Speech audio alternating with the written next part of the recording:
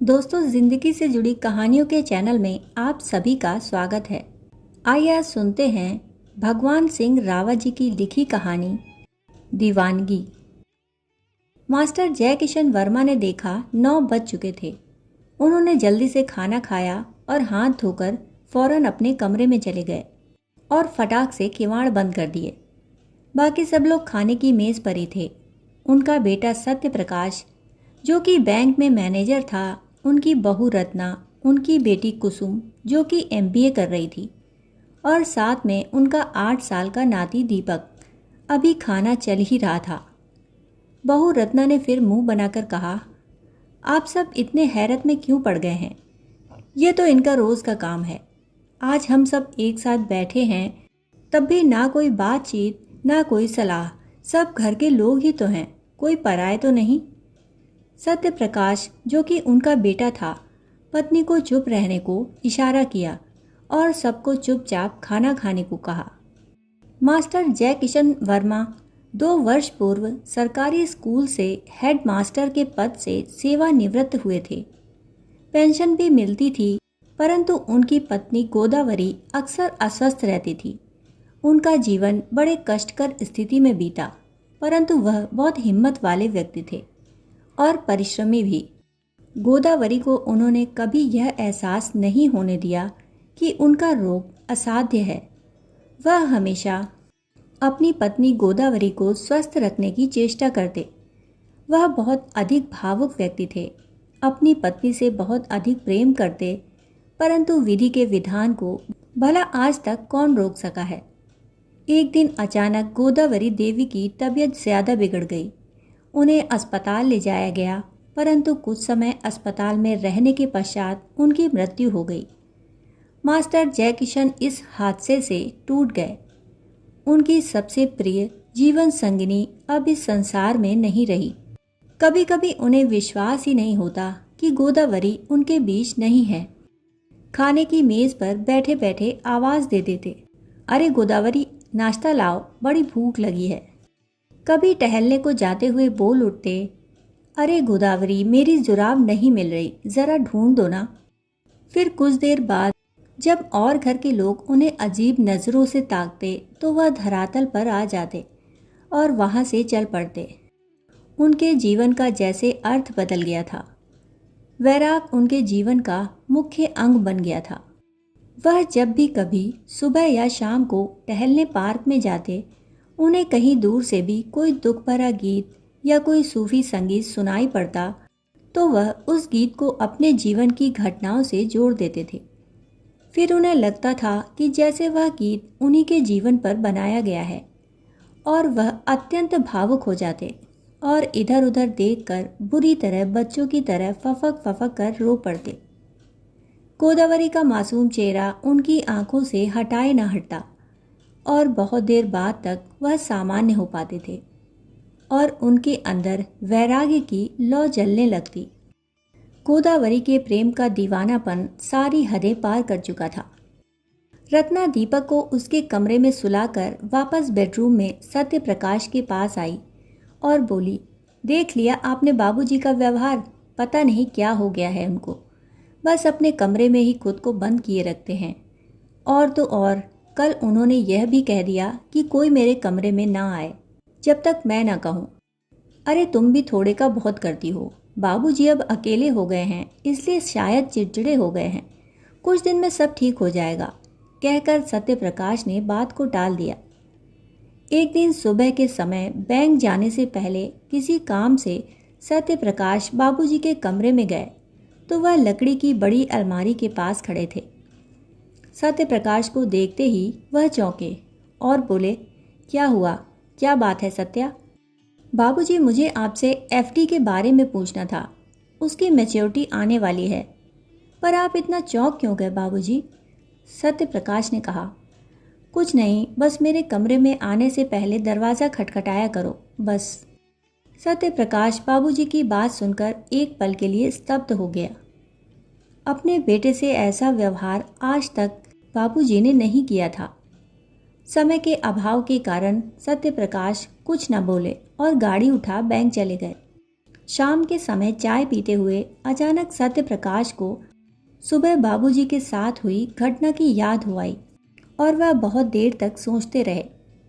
तब कांता बोली, क्या सोच रहे हैं आप इतना?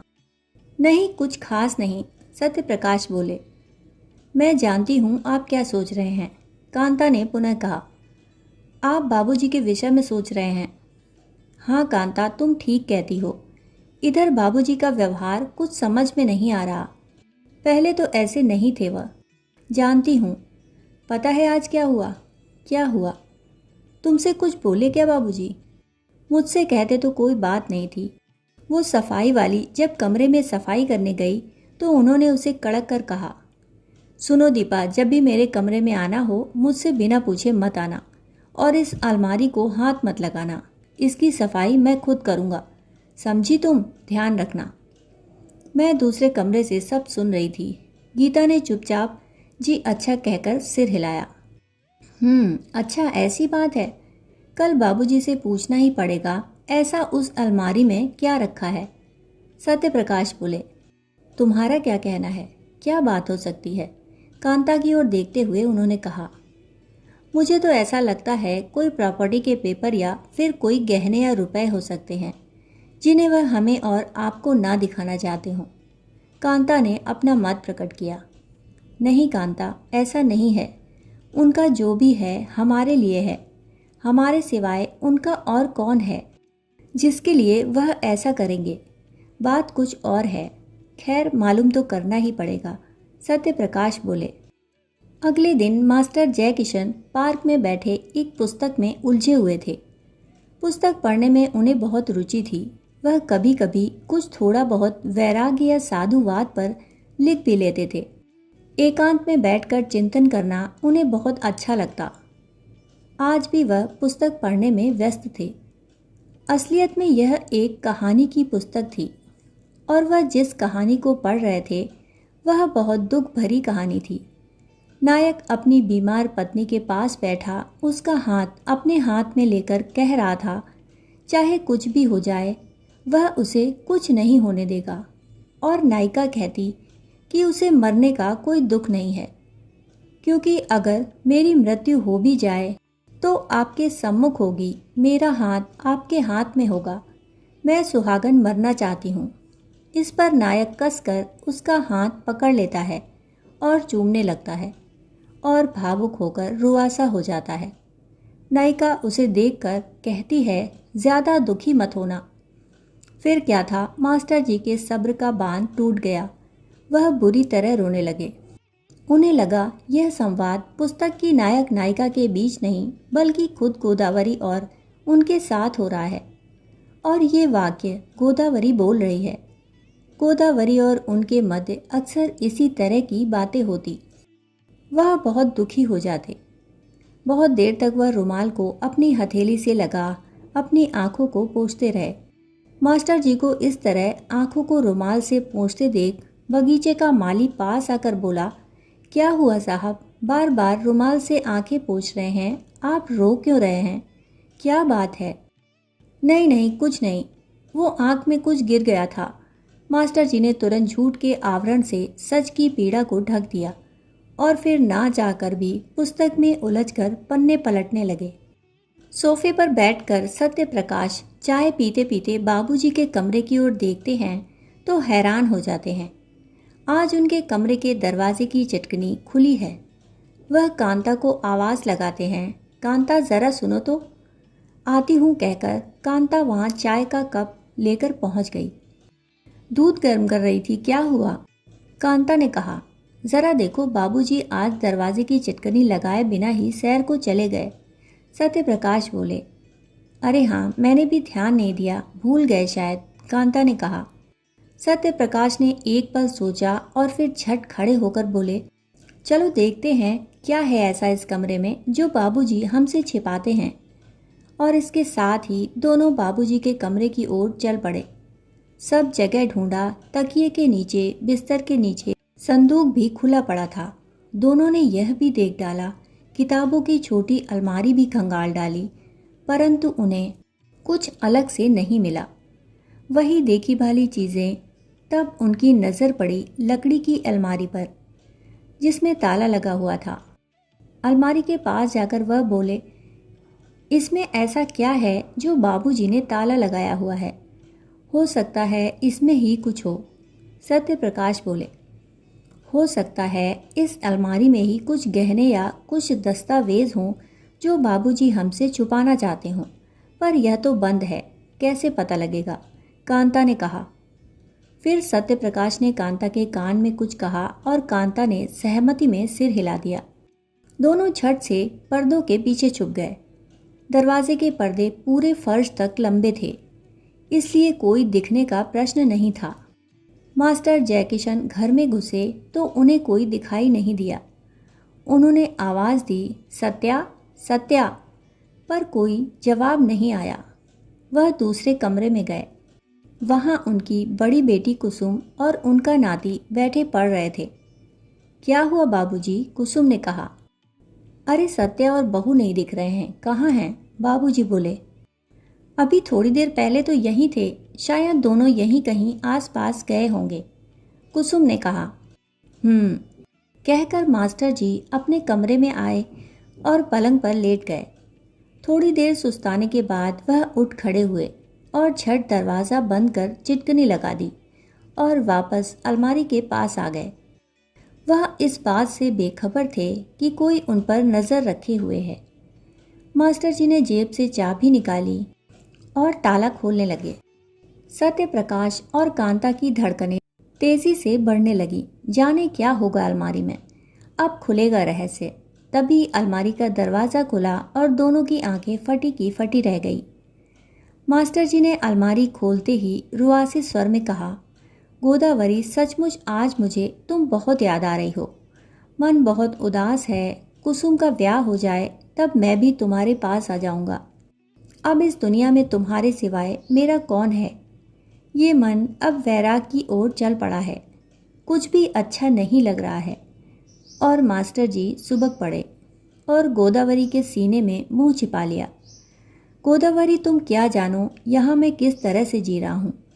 किसी के सामने मैं रोकर अपना दुख भी नहीं बता सकता। और उन्होंने गोदावरी को अपनी बाहों में भर लिया। गोदावरी की मूर्ति थी तो मिट्टी की बनी, परंतु मास्टर जी को उसकी गोदावरी का एहसास हो रहा था। वह जब भी दुखी होते अलमारी खोलते, गोदावरी से बात करते और आश्वस्त हो जाते। ऐसी थी उनकी दीवानगी। बहुत देर तक मास्टर जी गोदावरी के सीने में सिर छिपाकर आंसू बहाते रहे और फिर जब हिचकियां लेकर अलग हुए तो उन्हें लगा जैसे गोदावरी सचमुच वहाँ खड़ी हो और उन्हें चुप करा रही हो। वह अलमारी को बंद कर जो ही पलटे तो सत्या और बहू कांता सामने खड़े थे। हमें माफ़ कर दो बाबूजी, हमसे बहुत बड़ी भूल हो गई जो हमने आपको शक की नज़र से देखा। सत्या ने हाथ जोड़कर कहा, हाँ बाबूजी, हमें नहीं पता था कि आप अपनी भावुकता को छिपाकर अकेले में इस तरह रोकर अपना दुख हमसे छिपाते हैं। आप धन्य हैं बाबूजी, हमें क्षमा कर दीजिए। और वह मास्टर जी के पैरों में गिर पड़ी। सत्या ने भी पैर पकड़कर क्षमा याचना की। तभी बाहर से कुसुम और दीपक भी आवाज़ सुनकर आ गए। मास्टर जी बहुत भावुक दिल के थे। तुरंत उन्हें उठाकर और कुसुम और दीपक को बुलाकर गले लगा लिया और अपने आंसू पोंछकर बोले, चुप हो जाओ बच्चों, देख लो यही अमानत है मेरे पास जो मैं तुम लोगों से छिपाता था। अब जब तुम सबको पता लग ही गया है तो पहले जैसे व्यवहार के लिए मैं ज़रूर दोषी हूँ, परंतु मैं क्या करता, परिस्थिति ही ऐसी थी। अब उनके मन का विषाद मिट चुका था। उन्होंने अलमारी खोल दी। सामने उनकी पत्नी गोदावरी की हूबहू मूर्ति रखी थी। वैसी वेशभूषा, वही कद काठी, वही चेहरे पर सादगी, वही सादा पहनावा। बनाने वाले ने भी क्या तराश कर मूर्ति बनाई थी। मास्टर जी ने चुपके से दूसरे शहर के मूर्तिकार से बनवाई थी। लगता था कि गोदावरी सजीव रूप में खड़ी हैं। अब मास्टर जी का व्यवहार बदल चुका था। वह सबके साथ हंसते खेलते थे।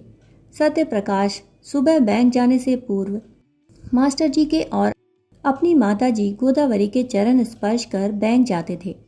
कांता भी सवेरे पूजा करके माता जी के चरण स्पर्श करती, उनको टीका लगाती और बाबूजी को भी टीका लगाती।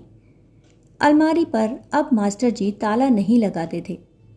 कुसुम और दीपक भी गोदावरी देवी को श्रद्धा की दृष्टि से देखते। परिवार में कोई भी शुभ कार्य होता तो सर्वप्रथम गोदावरी का आशीर्वाद लिया जाता। अब मानो गोदावरी एक मूर्ति न होकर घर का एक सदस्य हो गई थी। मास्टर जी अब प्रसन्न रहने लगे थे।